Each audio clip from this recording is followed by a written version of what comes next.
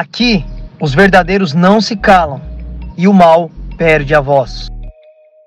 Entrando aí pro capítulo de número 2, vai ter aí, né, as pessoas ficam curiosas porque vai ter uma repetição aí de Deus criando o homem novamente, né? Mas na verdade é só uma repetição.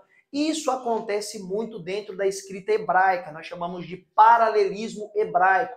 No livro dos Salmos vai ter mais muito isso daí, chega lá nós vamos ver isso daí. São repetições das mesmas coisas.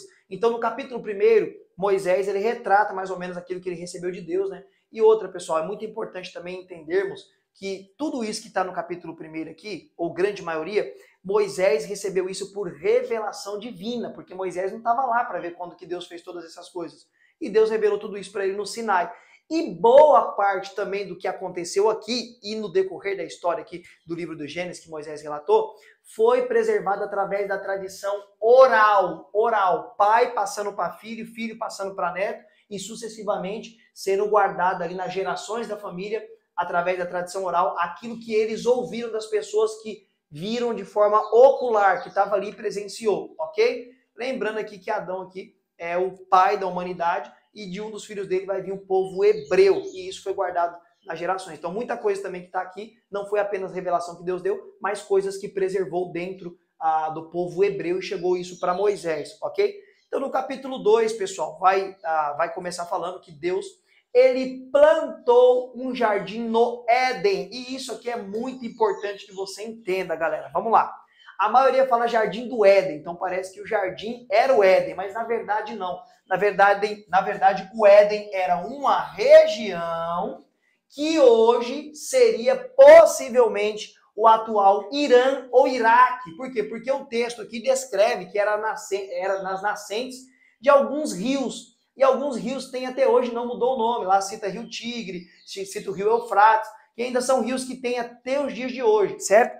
Então, o Éden era uma região, e nesta região Deus plantou o jardim. Então, o Éden é uma região e ele plantou um jardim lá. Não é que o Éden era o jardim foi plantado na região chamada Éden. E Deus plantou esse jardim ali e colocou o homem para lavrar e cuidar da terra, pessoal. E é interessante, muito interessante e curioso, que dentro deste jardim, Deus plantou a árvore no meio do jardim do conhecimento do bem e do mal. Isso aqui é muito importante. Por essa citação, que no meio do jardim, Deus plantou lá uma árvore, vai fazer uma árvore aqui. Não sei se vai dar para enxergar daí. Deus plantou essa árvore do conhecimento do bem e do mal, logo já nos vem à mente o quê? Que o bem e o mal já existia. Mas em que sentido? Isso aqui já remonta à rebelião de Satanás, ou diabo, antes que o homem foi criado. Tem uma posição teológica, tem muito pouca defendida, que entende que a rebelião de Satanás se deu depois da criação do homem. Ou seja, depois que Deus criou a terra, dividiu lá a porção seca, a porção molhada, mandou a terra produzir árvores, mandou produzir animais, criou o homem. Depois de tudo isso que Satanás teria se rebeliado. Isso aqui prova que não.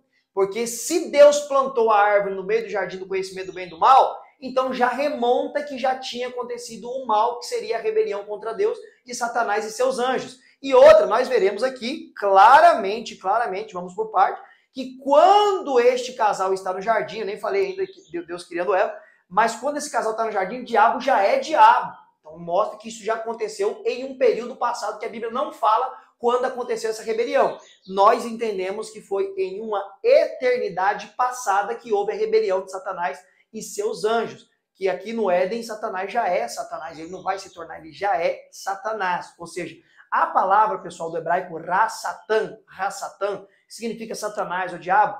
A interpretação mais clara dela significa adversário, acusador ou advogado de acusação. Ele é aquele que é preparado para te acusar pelos seus erros.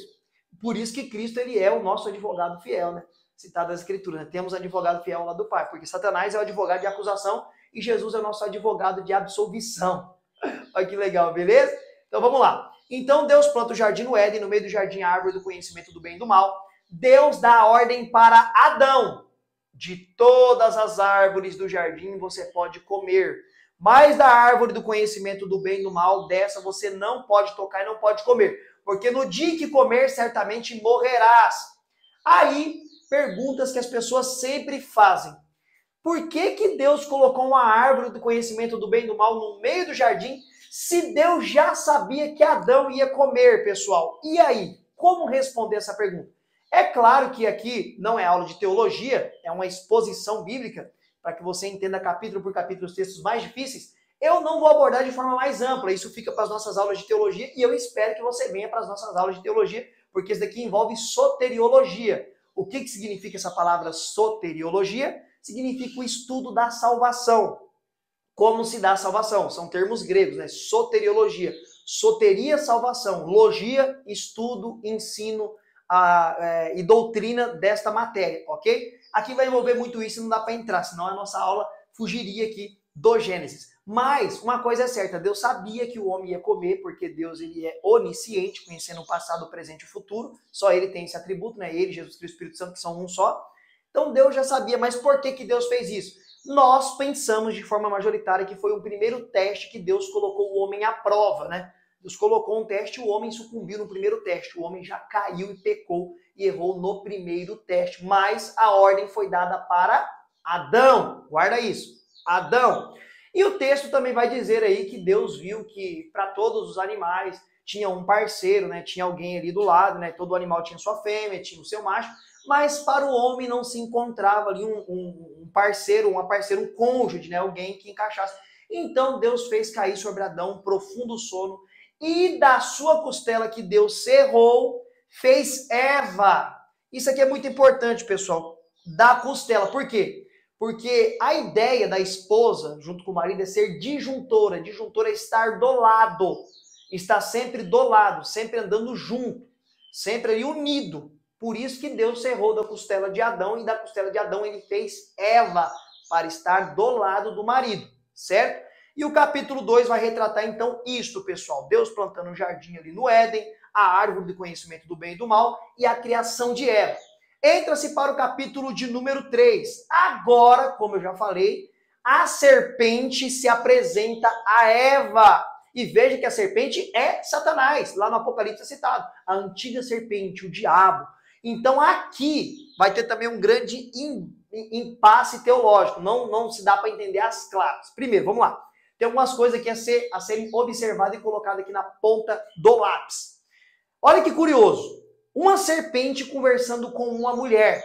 E isso é anormal, pessoal. Um animal não fala, né? Tem papagaio que chega perto de falar, mas não fala como fala um ser humano. Não raciocina para conversar e ter diálogo, saber responder, ouvir, compreender e raciocinar para responder.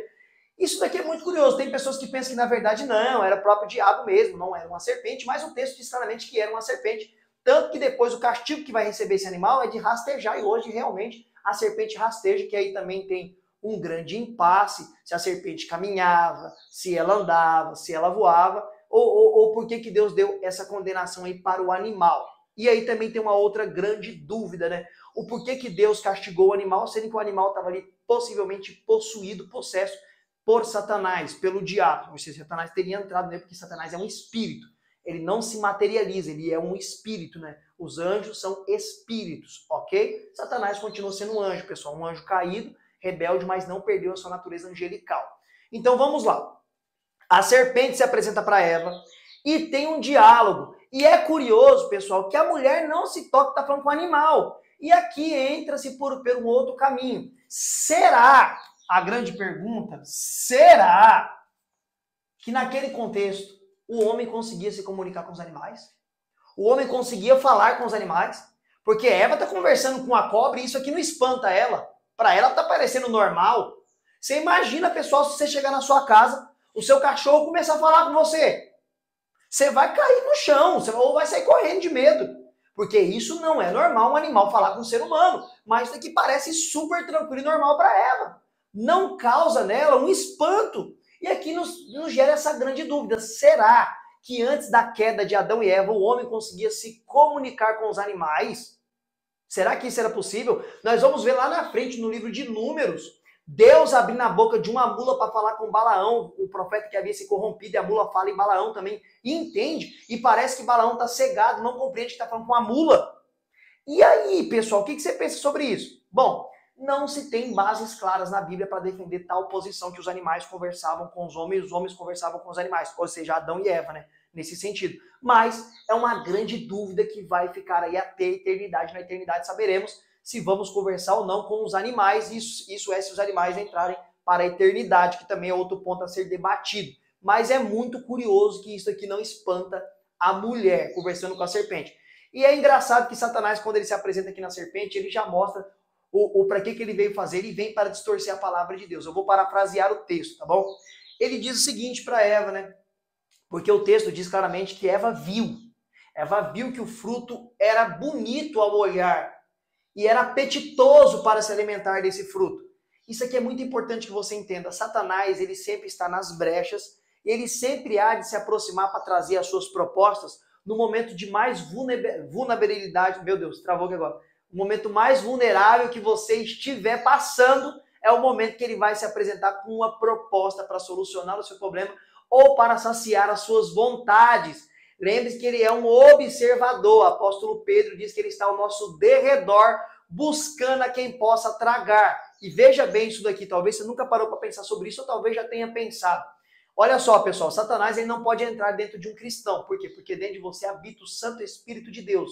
E não tem como dentro de você habitar o Espírito de Deus, que é puro, e um espírito maligno, que é o diabo. Não tem como. Ou é o Espírito Santo de Deus, ou é os espíritos malignos que habitam nas pessoas. Nós cristãos é o Espírito Santo de Deus.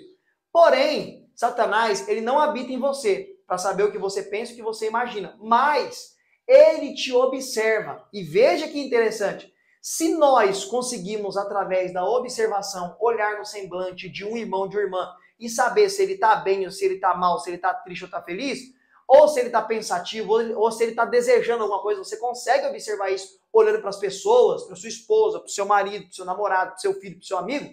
Quem dirá Satanás? Que está aí aproximadamente, como diz aí o próprio texto bíblico, segundo as comparações que nós fazemos, há quase 6.000 anos que o homem está na Terra aí, depois da queda, aí, né? Há 6.000 anos, Satanás ele é malandro. E ele consegue entender o que você está, talvez, cogitando só de olhar para você, porque ele não pode entrar na sua mente, senão você vai estar endemoniado. Eu não creio nisso, que um verdadeiro cristão possa estar endemoniado. Então, se nós, seres humanos, conseguimos compreender, às vezes, só de olhar para o rosto de uma pessoa, o que ela está pensando, se ela está bem, se ela está mal, o que está se passando ali, imagina Satanás, que é um espírito inteligentíssimo. A Bíblia não ensina que devemos ter medo dele, a Bíblia ensina que nós devemos resistir ao diabo e ele fugirá de nós. Mas, pessoal, ele sempre estará às brechas olhando e observando. E ele sabe os nossos pontos fracos, porque ele não dorme, ele não descansa, ele está aí ao redor sempre vigiando, ok? Então ele se apresenta em um momento que Eva está vulnerável, ela teve desejo pela fruta, talvez ela viu, ela namorou ali, sabe, ficou namorando a fruta, Satanás aparece e diz o quê? Ele já mostra as garrinhas dele. Disse o Senhor Deus que não pode comer de nenhuma árvore do jardim? Deus não disse isso, o pessoal está distorcendo. Deus disse que podia comer de todas, menos a do conhecimento do bem e do mal. E aí Eva vai explicar para ele, falando o seguinte, não, na verdade diz que de todas as árvores pode comer, só não posso comer daquela que está no meio do jardim, porque no dia que eu comer, eu morrerei. Aí Satanás vem e diz o seguinte, não, mais uma vez, e isso é papel dos falsos profetas hoje, que são usados pelo diabo. Não, certamente Deus não disse isso, olha ele distorcendo. Na verdade, no dia em que você comer, você vai ser semelhante a ele, conhecendo o bem e o mal. Eva já queria, já estava no coração dela, isso daqui está muito claro com o que diz o apóstolo Tiago. O pecado, pessoal, primeiro ele vem pela vitrine da alma, pelos olhos. Os olhos é a vitrine da alma. Você olha, você cobiça, você deseja, desce para o seu coração. Depois, para se tornar realidade esse pecado, ou ele acontecer, é só mais um pouquinho de tempo. Porque primeiro entra por aqui, desceu para o coração, já pecou. Depois você só vai fazer esse pecado se tornar realidade. Entendeu? Foi o que aconteceu. Eva viu que o fruto era gostoso, desejou lá no coração dela. E aí, até então, ela não tinha desobedecido a Deus até colocar a mão, porque Deus proibiu colocar a mão e comer. A natureza humana, você é repleto de desejos. Você tem desejos. Tem desejos que são pecaminosos, né? Tem desejos que são totalmente pecaminosos. Você não pode deixar isso entrar no seu coração. E a Bíblia condena quando você pratica. Você desejou no coração, cresceu lá, aflorou, aí você pecou. Mas desejar por conta da sua natureza vai ser normal. Mas você tem que lutar contra esses desejos através do Espírito Santo que habita em você, que a Bíblia diz que traz o domínio próprio e o autocontrole. Ok? Mas Eva, além de desejar, deixou cair no coração, Satanás veio, potencializou essa vontade dela, aqui bochichando no ouvido, certo? E ela foi, meteu na mão e comeu do fruto. E assim pecou perante Deus, desobedecendo a ordem direta dada por Deus a Adão. E aí o que ela faz? Ela vê que ela não morre. E aí, como entender isso aqui? Porque Deus disse, no dia em que comer, certamente morrerás.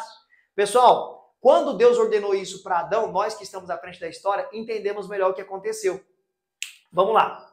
Até então não existia morte na terra. Isso aqui é muito curioso. Se não existia morte, o que o leão comia? O que os animais carnívoros comiam? Isso aqui é legal de se pensar, né? Pessoal, tem um texto de Isaías que diz que quando Deus restaurar todas as coisas, o leão vai pastar com o boi. Olha aí, leão comendo pasto. Porque boi come pasto. Você colocar um leão do lado de um boi, o leão tiver com fome, o leão vai devorar o boi, não o pasto. Então dá a entender, pessoal, que quando Deus restaurar todas as coisas, não pode ter morte, né? Não pode ter morte. Esse animal carnívoro come outro animal, tem morte. Então, antes de Adão e Eva pecar, comer do fruto, desobedecer a Deus, não tinha morte. Animais não comiam um ao outro, pessoal. A morte entrou no mundo, segundo o apóstolo Paulo, pelo pecado de um homem. E aqui é interessante, né? Mas não foi Eva que comeu primeiro. Por que fala um homem?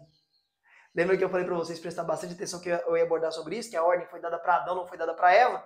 Claro que Eva sabia da ordem de não poder comer do fruto. E ela recebeu essa ordem de quem, se não foi de Deus? De Adão. Deus deu a ordem para Adão e em algum momento, que o texto não diz, a ordem foi passada para Eva. Porque quando Deus ordena, Eva nem está no cenário ainda, pessoal. Você está entendendo? Então a ordem foi dada para Adão e Adão passou essa ordem para Eva. E a Eva come do fruto e não morre. Mas o que Deus quis dizer com isso? 2 tipos de morte. A morte física que entraria no mundo, porque depois que Eva e Adão comeu do fruto, entrou a morte no mundo, né? Entrou cansaço, entrou fadiga, entrou doença, tudo isso, pessoal, entrou no mundo por conta do pecado de Adão e Eva. E a pior de todas as mortes, que é a morte espiritual. O homem, depois que ele foi criado para ser eterno. Tanto que a alma e o espírito que habita aqui dentro desse corpo físico, ele é eterno. E esse corpo aqui vai ser glorificado na volta de Cristo também para aguentar viver eternamente. O homem não é eterno no seu ser. Deus é eterno, sempre existiu, não foi criado. Deus é incriável, ele sempre existiu. Mas o homem, a partir do momento que ele foi criado para ser eterno, para viver eternamente, certo? Então a morte que Deus falou ali que aconteceria quando Adão, se Adão comesse do fruto, seria a morte física, que agora vai entrar a morte de Adão morrer, não está aqui até hoje, certo? E a morte espiritual, que é a pior de todas, né? Que é o que tem muito por aí. Né? É o homem andando com o corpo físico, mas o espírito já está morto, está sem Deus, está longe de Deus. E você lembra que eu falei que a ordem foi dada para Adão? Quando Eva chega e oferece para Adão fruto, e aqui que nós vamos perceber algo que hoje é pensado muito errado. Na maioria hoje dos nossos cultos, das nossas igrejas, bate-se muito em Eva. Eva que pecou, Eva que errou, a mulher que errou, não foi o homem, né? E aí, como lidar com isso? Pessoal, tem algumas perguntas a ser feitas ao texto. Vamos lá. Perguntas a serem feitas ao texto, pessoal. Quando a serpente se apresentou para Eva, aonde que Adão estava? Na onde que Adão estava, pessoal? Mostra-se que Eva estava sozinha quando a serpente foi lá conversar com ela. Porque Adão não aparece ali na história. E aqui tem uma aplicação bem legal. Porque aqui se trabalha sobre casamento, sobre união, porque eles eram um casal. Não sabemos o que Adão estava fazendo. Mas podemos presumir o seguinte: quando não tem maridos e mulheres presentes no relacionamento e não tem diálogo e nem tempo para ter diálogo, você pode ter certeza. Se você não quiser ficar ouvindo a sua esposa, a serpente vai querer ouvir e ter diálogo com ela. Se você não tiver tempo para ouvir o seu marido, você pode ter certeza que a serpente vai ter tempo para ouvir e ter diálogo com o seu marido. Ok?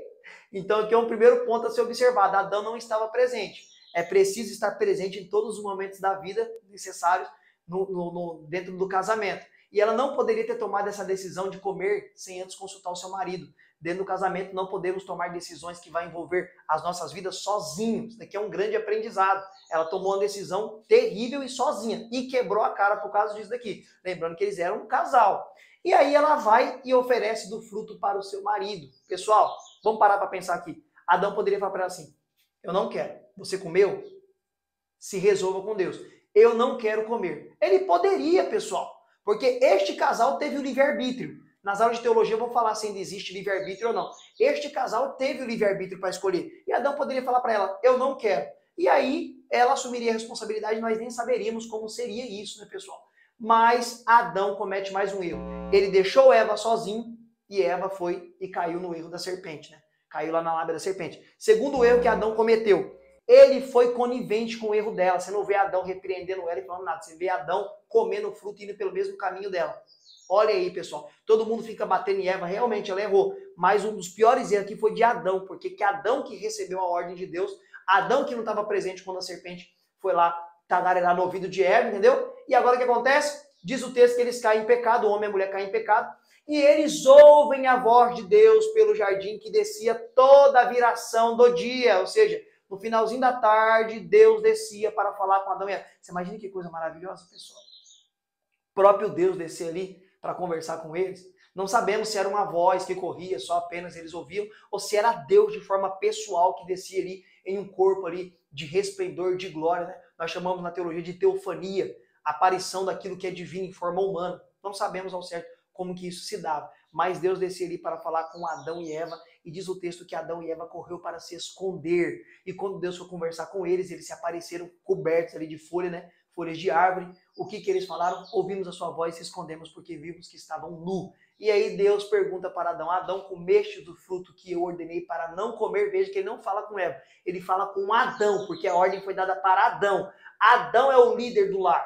Adão é o cabeça do lar, o sacerdote do lar. É isso que é colocado sobre o homem, essa é a responsabilidade do homem. Claro que a mulher tem grandes responsabilidades, mas essa é do homem, exclusiva do homem. Ele nem vai em Eva, vai em Adão. E aí o que Adão faz? Comete um outro grande erro, e é um erro que nós todos herdamos de Adão, pessoal. Vou te mostrar agora um erro que todos nós herdamos de Adão. Adão diz para Deus, a mulher que tu me destes. O que você entende com isso?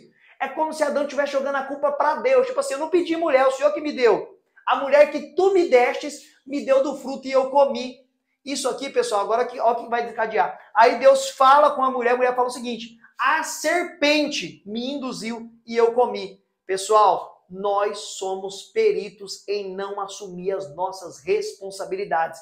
Quando nós erramos, sempre queremos colocar a culpa em alguém ou em alguma coisa que aconteceu para errarmos. Nós precisamos deixar essa natureza que nós herdamos de Adão, isso veio de Adão, deixar isso de lado e falar, não, eu errei mesmo. Eu pisei na bola e eu errei, me perdoa. Enfim, eu sou errado aqui na história. E isso aqui já aconteceu com o primeiro casal. Você vê aí as claras que eles não assumem a responsabilidade. Um outro grande erro, pessoal, grande erro que acontece ali neste momento é esse aqui. Deus, então, agora vai trazer um juízo de condenação, de castigo sobre cada um. Deus diz agora que Adão, com muito suor, com muito esforço, viverá e comerá. Ou seja, isso fica mais do que claro que o trabalho, pessoal, não era cansativo como que é hoje.